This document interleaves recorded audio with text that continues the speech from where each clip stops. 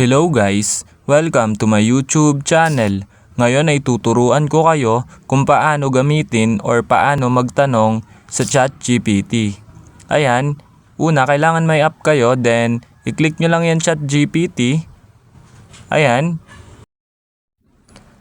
Then kapag na-click nyo na, mapupunta na tayo dito sa ChatGPT.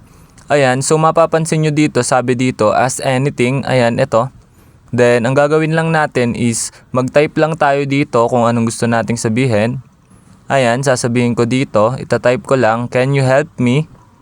Ayan, then, pansinin nyo itong nasa side which is eto. Ayan, then i-click nyo lang yan kapag nakapag-type na kayo na gusto nyong itanong. Ayan, then, wait lang natin. Ayan, kung mapapansin nyo, nagsagot na si ChatGPT, sabi niya, of course, I'm here to help. Ayan, then, magtatanong uli tayo sa kanya, itatry uli natin. Ayan, mapapansin nyo naman yung ask anything na nakasulat.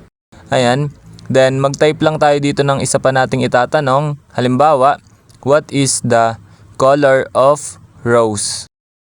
Ayan, then kapag na-type nyo na, then pansinin nyo uli yung nandito sa side, sa right side, ito. Then i-click nyo lang yan. Then wait lang nating sumagot si ChatGPT. Ayan, kung mapapansin nyo, nagsagot na si ChatGPT, sabi niya, sabi niya, the color of rose. Ayan, iba't ibang mga kulay ng rose ang sinabi niya. Ayun, ganun ka ganda gamitin ng ChatGPT kasi kompleto ang binibigay niyang sagot. Ayun, ganun lang na mga dali gamitin ang ChatGPT. Ganun lang kadali magtanong. Ayun lang. Thanks for watching. Subscribe me for more videos like this. Thank you.